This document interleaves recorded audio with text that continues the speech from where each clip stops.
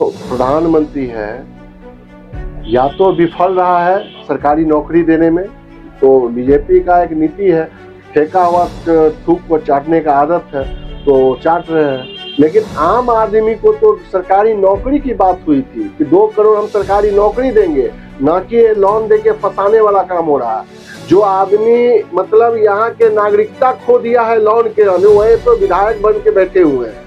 2 दिन के बिहार दौरे पर आज केंद्रीय वित्त मंत्री निर्मला सीतारमण दरभंगा पहुंचेंगी। इस दौरान क्रेडिट आउटरीच प्रोग्राम के तहत 45,000 लोगों के बीच 1300 करोड़ रुपए का ऋण वितरण करेंगी। साथ ही राज मैदान में एक जनसभा को भी संबोधित करेंगी। इसी बीच राजद नेता प्रेमचंद उर्फ भोलू यादव ने भाजपा पर हमला करते हुए कहा कि प्रधानमंत्री नरेंद्र मोदी ने कहा था हर साल 2 करोड़ युवाओं को नौकरी देंगे, लेकिन यह नहीं पता था कि वह लोन देकर नौकरी दिलाने का काम करेंगे। वहीं उन्होंने कहा दरभंगा एम्स की जमीन को राजद के लोगों ने ढूंढा और भाजपा सांसद ने उस जमीन पर नाव चलाने का काम किया।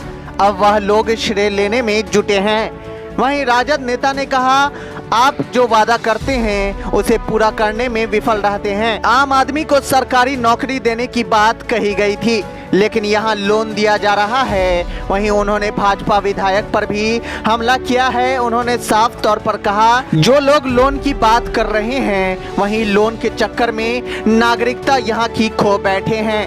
कि हमारे दरभंगा और मिथिलांचल पे आ रहे हैं हम लोग के, क्योंकि वो राज्य सेंट्रल सरकार के वित्त मंत्री हैं।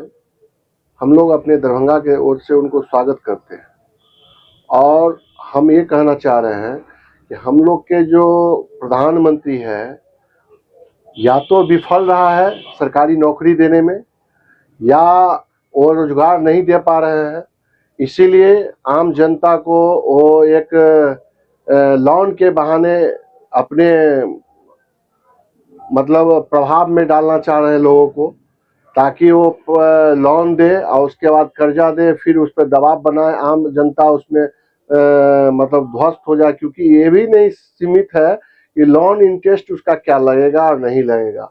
और एक चीज बता दें कि ये प्रधानमंत्री जब शुरू में आए थे हम लोग को, तो उस समय में बोला गया था कि हम 2 करोड़ युवाओं को हर एक साल नौकरी देंगे।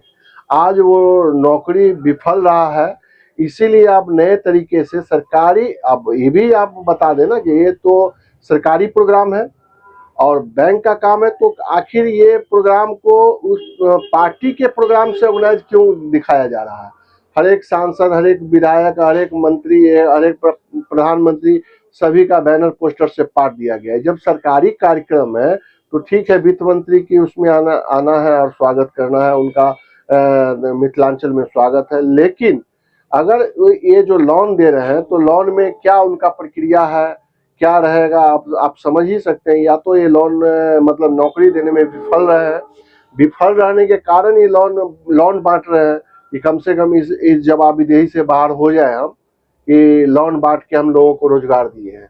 तो आप स्वतः हम यहाँ के प्रधानमंत्री जी लक्ष्य रहे कि हम जो है नौकरी देने में विफल रहे हैं, इसीलिए सरकारी रोजगार नहीं देके लोगों को लोन के मतलब लोन दिलवा के और प्रेशर में मतलब जिंदगी कैसे काटे। क्योंकि जब भी कोई लोन लेगा, आम आदमी जब भी लोन लेता है, अडानी अंबानी तो है नहीं जिसको अगर लोन में अगर केस भी हो गया तो उसको पकड़ नहीं सकते। आम जनता को तो यहाँ 1,000, 2,000, 5,000 का अगर लोन है तो उसके लिए नोटिस पर नोटिस और उस पर कार्रवाई होती है।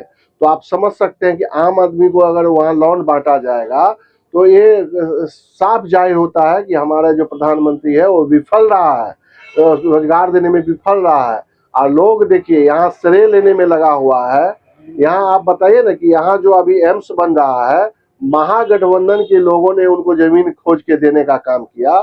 यहीं के जो सांसद है उन्होंने उस जगह पे जाके नाव चलाने का काम किया, आप देखे होंगे। और फिर वो तो बीजेपी का एक नीति है फेंका हुआ थूक को चाटने का आदत है तो चाट रहे हैं।